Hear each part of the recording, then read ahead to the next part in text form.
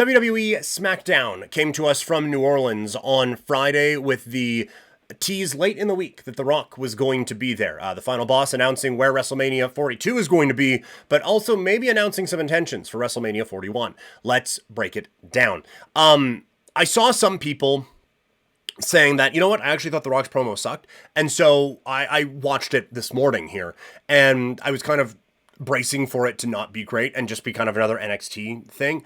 And it, like, he kind of bounced back and forth, right? Like, he did the corporate announcement, like, hey, WrestleMania, finally, it's coming back to New Orleans. Hip, hip, hooray. And then we kind of get into Final Boss mode, and then he gets out of it, and now he gets back into Final Boss mode, and then Cody comes out. And then I thought from there, what was the actual execution of the promo perfect? I mean, it wasn't bad. And I think it is actually a very interesting kind of introduction to what could be a fun storyline here with The Rock, either leading up to WrestleMania or even leading up to WrestleMania 42. And I think it could play into a couple of other things, because Cody, in the lead up to the Royal Rumble, there was the promo with CM Punk, and he was like, "Are you my friend?" And it just, he looks like this exhausted champion, and it's just like, I got my friends coming after me all the time. Like, why do I trust any of you? And so you have that, and then he beats Kevin Owens, and that's kind of gone away a little bit, but you know that that's still kind of there. And you have The Rock now come out and cut this promo like, hey, I'm with you. Like, all your friends are going against you. I want to be your brother. I do. I want that soul, Cody Rhodes. I want your soul. So jump on with me, and I'll take you to heights you've never seen before. What loyalty do you have to these fans, Cody Rhodes? What loyalty do you have to your friends? Because they're all turning on you. I think you can tell a very, very fascinating story with that. Because it's all like, before the CM Punk promo, it kind of felt like it was that this would be obvious. Like, no, he's not going to do that, and we're going to set up some kind of Cody Rock thing.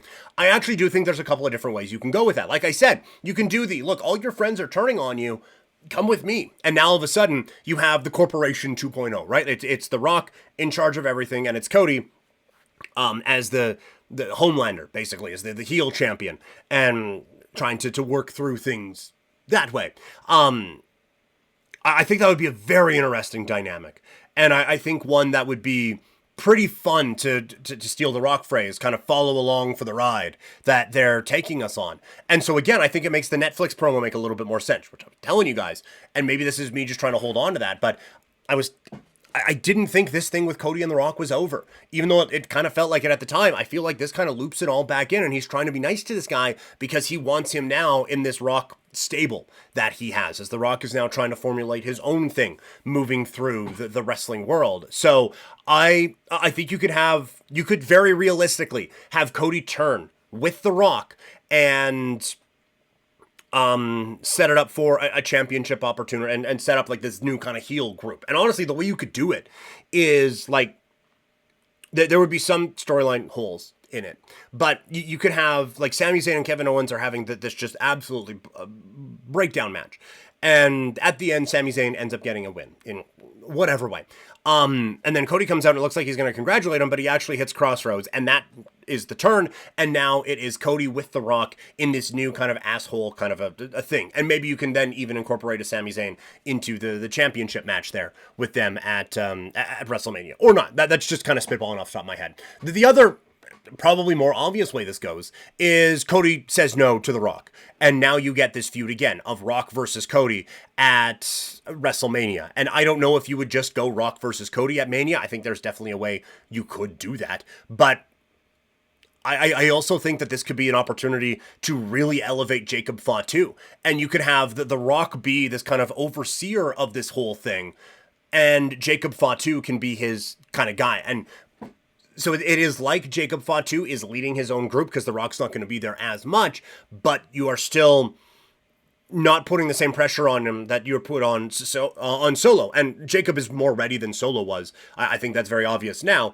But I think that is a way that you can elevate Jacob Fatu into this. It's like, okay, he is now The Rock's hired guy, and now you have Cody and Fatu going at it until The Rock can come back in on some of his other things. So I think that this is actually a really, really interesting development in this storyline, and adds quite a bit more intrigue to things at the Elimination Chamber. So I'm I'm quite interested to see now how this all plays out.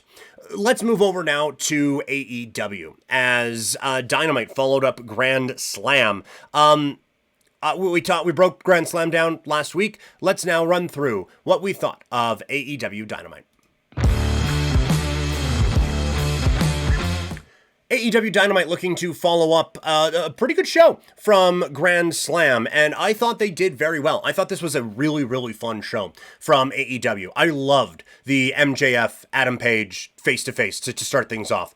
I thought both guys' motivations were clear. They made sense for their characters. MJF with the kind of constant need for fan validation playing into this really well. It was the classic MJF that I was hoping to see, was mainly the gist of this whole thing.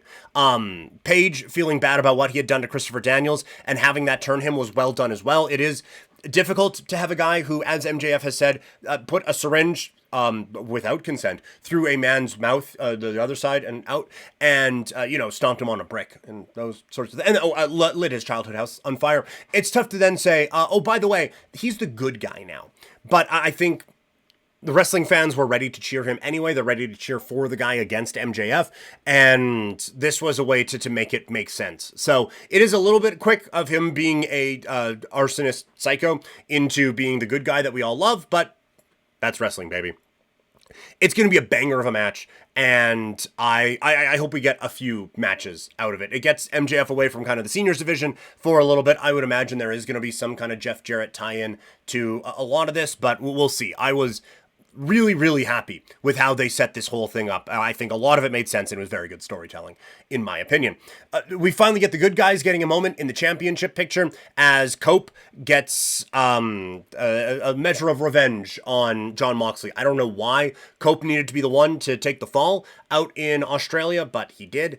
And now he comes back and it's like, you know what? I'm going to run through all of your guys, so it's just you and me one-on-one at Revolution. I think that is a way to get him some momentum back. I think that it is a way to get the good guys finally looking good in this whole thing.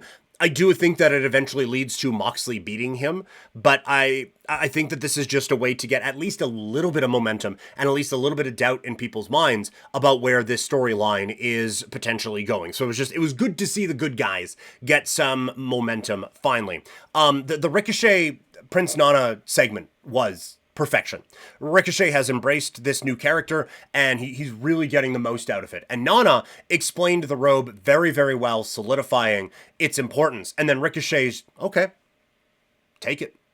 Oh, it was so good. Oh, it was so good. At that point, you're fearing for Nana, you're hating Ricochet, all of these different things. Like, this is exactly what Ricochet needed, and showing that this new side of him for the first time ever is spectacular. So I thought that was great, and probably going to lead to another very good match with Swerve Strickland. Orange Cassidy and Roderick Strong, they had a great match together.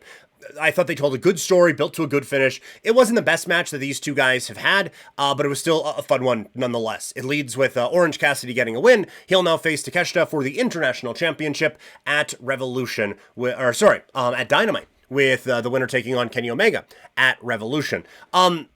It does seem like a long way to get to Takeshita against Omega for the title, which there's a story for anyway, so I am kind of questioning why we needed to do this, but it gets a couple of your very good performers on television, and you don't just go right away to an obvious thing, and like we've kind of said before, that AEW, they have what are very predictable end dates in mind, and they do seem to sometimes try to take the scenic route to it, and they don't build up a whole lot of believability. They've at least built enough believability in this that you could see there being a triple threat match with Orange Cassidy, Takeshita, and Omega, and kind of build it that way. Part of it is for the joke, because I think the International Champion and the Continental Champion coming together and forming the Intercontinental title would be funny. But I do think when you see, like we talked a bit about it after Grand Slam, like Okada, who I don't recall being on this show, isn't really doing a whole lot right now and doesn't feel like the main event guy. But we had this face-off with him and Omega for Revolution. If Omega goes out and wins the International title and Okada is there with the Continental, I think you can kind of fix the too many belts issues in AEW and also create a better hierarchy of those mid-card singles championships if Omega unifies a couple of them and then he's holding it for a little bit. And that gives you a gigantic match for All In. Omega, Okada, unifying some championships at All In out in Texas. So I kind of wonder what that's going to be. On the other side, I don't love how much of an afterthought Adam Cole is right now. Like, this guy came in as a huge star, obviously some injury issues, has come back. A lot of comments on the internet about how my guy looked in his kind of returns here, but this is still one of the better characters that you have, and he has he is a background character for sure in everything right now in AEW. So it's how deep this talent roster is that guy kind of gets pushed back a little bit. But I do also think that a bit of a waste of money that you have all these big names making all this money and we can only utilize X amount of them so far. The hardcore match was what it was. It gets Hobbs a win. There were some big moves. There was a big table break. It was fine. Crowd seemed into it. It wasn't my cup of tea, and I don't hate the big plunder matches every now and then. It never felt like this one really got going, in my opinion, but it gets Hobbs a win, and hopefully it kind of puts an exclamation mark on this feud, and we can start to build him up a little bit more. Again, Ops Against the Patriarchy was what it needed to be. Hook put on a good show. Christian was a weasel. Hopefully we can kind of move on a little bit. Now we get to the bad. And I think if you watched Dynamite or saw any of the clips online or any of the reaction online, you know where I'm going.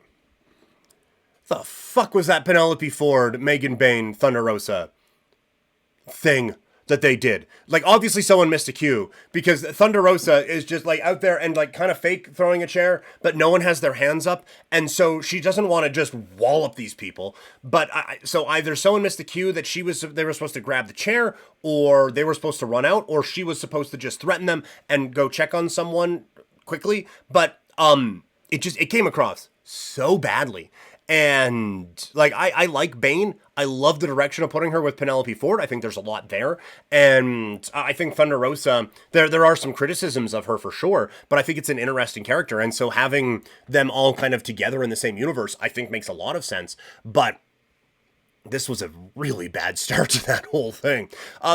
Positive on the women's side, you get Momo Watanabe challenging Mercedes Moné. That should be a whole lot of fun and just a very good wrestling match. It is weird that someone won a chance to challenge for a championship and they pick a secondary one, but it'll be a fun match and probably a good couple of weeks here building up to it. And then the Toni Storm promo was fantastic. She is so entertaining. It doesn't build to a whole lot, and then on Collision, Mariah May attacks her again, kind of escalating this feud one more time. But it was fantastic. It was entertaining. You don't need to have any idea what's going on in wrestling in general to watch that and be entertained by it. She is one of the best and one of one. She is timeless. Toni Storm. All right, that is going to do it for the doubleheader here today. Thank you guys so much for hanging around. As always, we are presented by Sea of Dead. Check out seaofdead403.ca for your great Calgary swag. If you need a little bit of fuel, it is great to go to Swift Energy. Check out swiftenergy.gg. Use that code PKPrimetime for 25% off.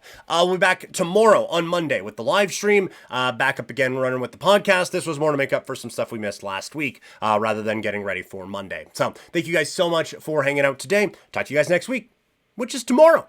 I'm out.